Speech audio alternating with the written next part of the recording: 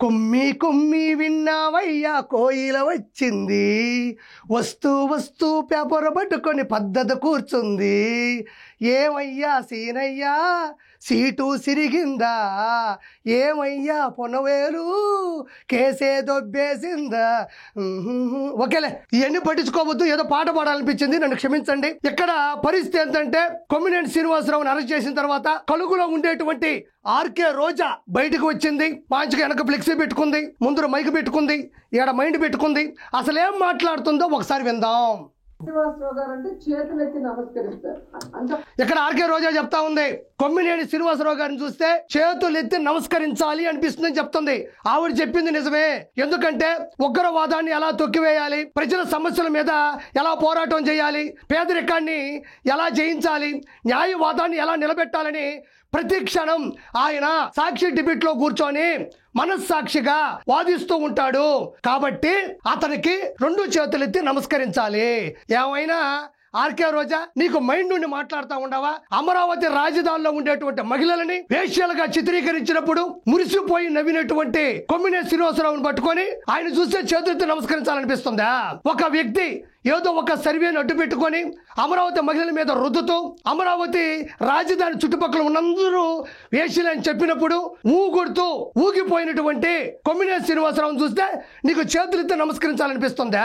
కొంచెమైనా మనకు సిగ్గుండక్కర్లా? నువ్వు అమరావతిలో ఉంటే తెలిసేది, అమరావతి చుట్టుపక్కల ఒక మహిళగా నువ్వుంటే తెలిసేది, 33,000 ఎకరాల భూమిలో ఒక్క సెంటు భూమైనా నువ్వు ఇచ్చుంటే తెలిసేది. ఈ రోజు సాటి మహిళల్ని ఆ విధంగా హీనంగా చూస్తూ దుర్భాషలాడుతూ వ్యక్తిగత హరణం చేస్తూ క్యారెక్టర్ అసాసినేట్ చేస్తుంటే నీకు ఈ రోజు సంతోషంగా ఉందా? ఆ లైవ్ లో చూసిన వాళ్ళు, ఆ డిబేట్ చూసిన వాళ్ళు ప్రతి ఒక్కరూ కోపడుతున్నారు, ప్రతి ఒక్కరు ఊగిపోతా ఉన్నారు. మన కొంచెమైనా బుద్ధి ఉండాలి. 70 ఏళ్ల వయసులో ఆయన మీద ఎస్సీ ఎస్టీ తప్పుడు కేసు పెట్టి ఈ రోజు హైదరాబాద్ నుంచి ఎలా మీరు తీసుకొచ్చారో ఇక్కడ ఆర్కే రోజా చెప్తుంది. 70 ఏళ్ల వయసు, 50 సంవత్సరాల జర్నలిస్ట్ అనుభవం.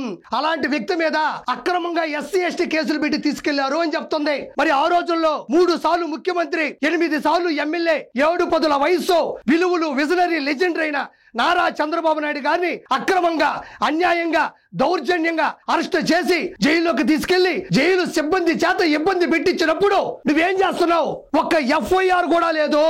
ఆడవాళ్ల గురించి నీచంగా మాట్లాడితే దాన్ని సమర్థించిన కొమ్మినేని శ్రీనివాసరావుని అరెస్ట్ చేసి తీసుకెళ్తుంటే అంత ఫీల్ అయిపోతున్నావే. ఆ రోజుల్లో డాక్టర్ సుధాకర్ గారిని పిచ్చివాడిని చేసి మెంటల్ ఆసుపత్రిలో తోసి చంపేసినప్పుడు ఏం చేస్తున్నావు? దళిత డ్రైవర్ సుబ్రహ్మణ్యంని చంపి డోర్ డెలివరీ చేసి పంపిస్తే ఏం చేస్తున్నావు? అమర్నాథ్ గౌడ్ని చిన్న పిల్లోని పెట్రోల్ పోసి కాల్ చేసినప్పుడు ఏం చేస్తున్నావు? తోటా చంద్రయ్య గారిని మిట్ట మధ్యాహ్నం నడి రోడ్డు మీద కంఠం మీద కత్తి పెట్టి కోసేసినప్పుడు ఏం చేస్తున్నావు? అక్రమంగా సంపాదించిన మాగాళ్ళలో కూర్చొని మామిడికాయ ఊరగా పెట్టుకుంటున్నావా? ఈ రోజు లైవ్ డిబేట్ లో ఆడవాళ్ళని కించపరుస్తూ మాట్లాడితే సాక్ష్యాలతో సహా సాక్షి ద్వారా తెలిస్తే ఎస్సీ ఎస్టీ కేసు ద్వారా అతను అరెస్ట్ చేసి లోపల తీసుకెళ్తే నీకంత బాధగా ఉందా? మరి చంద్రబాబు నాయుడు గారిని అన్ని రోజులు లోపల పెట్టి అన్యాయంగా చిత్రహింసలు పెట్టినప్పుడు సీసీ కెమెరాలో జగన్మోహన్ రెడ్డి చూస్తూ ఆనందపడినప్పుడు ఆ రోజు ఏం చేస్తా ఉండవు నువ్వు? దాని గురించి కూడా మాట్లాడు. అన్ని చిల్లర పైసల కోసమో, అక్రమ ఆస్తులు నిలబెట్టుకోవడం కోసమో, రానున్న రోజుల్లో పదవి రావడం కోసమో, మినిస్టర్ హోదా కోసమో ఏది పడితే అది మాట్లాడబాక. నువ్వు ఒక సాటి మహిళవే. ప్రజలందరూ కూడా గమనిస్తున్నారు. దీని గురించి మనం నిజంగా చాలా క్లియర్ కట్ గా మాట్లాడుకోవాల్సిన అవసరం ఉంది. క్లియర్ కట్ గా మాట్లాడుకోవాల్సిన అవసరం ఉందంట. మాట్లాడాలన్నప్పుడు నీకు దమ్ముంటే జనాల్లోకి రా, డిబేట్ లోకి రా, ప్రెస్ మీట్ పెట్టు, ఒక 50 ఛానల్స్ పెట్టు, పేపర్ లేకుండా మాట్లాడు. అన్నిచ్చిన పేపర్ లేకుండా మాట్లాడే దమ్ము నీకుందా? జనాల్లోకి రా. కొమ్మినేని శ్రీనివాసరావు గారు ఏ తప్పు చేయలేదు, అనవసరంగా ఎస్సీ ఎస్టీ కేసులు పెట్టారని వాదించు. ఇంట్లో కూర్చొని వెనక తండ్రి కొడుకులు ఫ్లెక్సీ పెట్టుకొని ముందర మైక్ పెట్టుకొని మాట్లాడటం కాదు. ఎంతైనా మాట్లాడుకోవాల్సిన అవసరం ఉందంట. ఇంట్లో కూర్చొని నేను కూడా మాట్లాడతా, రా బయటికి ఈదులోకి.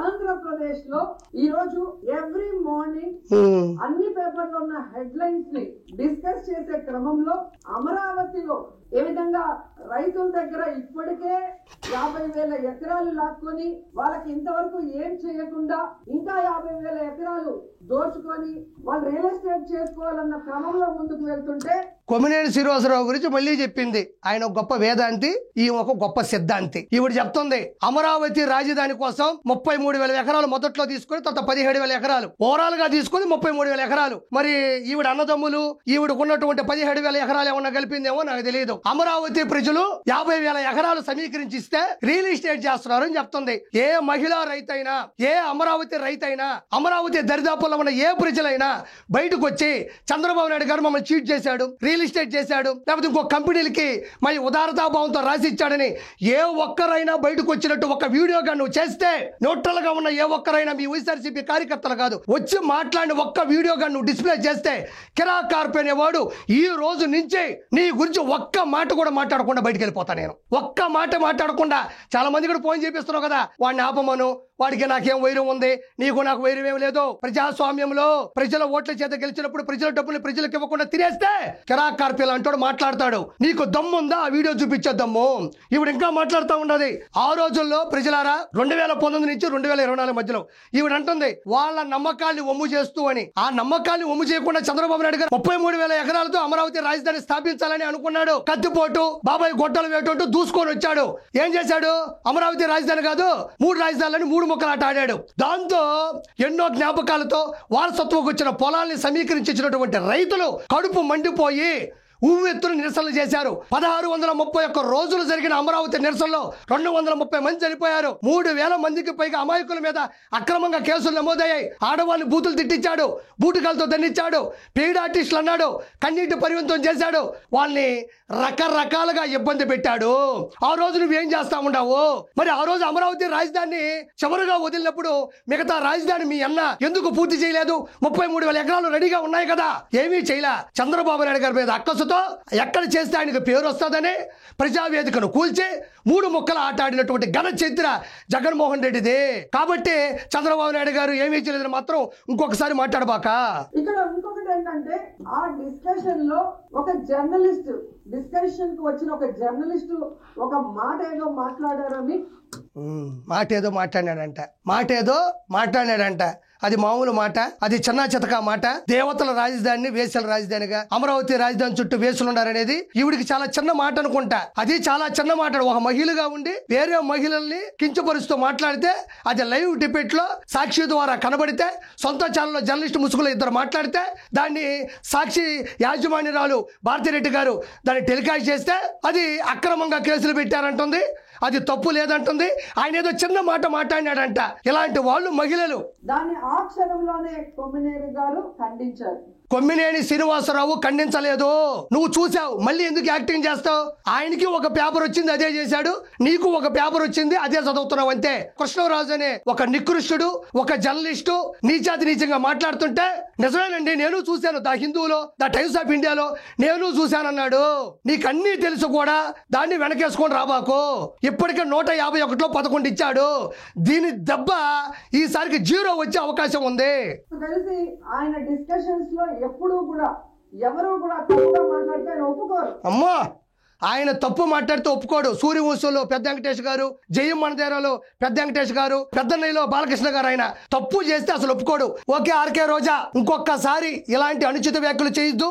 నువ్వు ఒక ఆడపడుచువే, నువ్వు ఒక మహిళవే, సాక్ష్యాలతో కూడినటువంటి వాగ్వివాదం జరుగుతుంది కాబట్టి కూర్చో.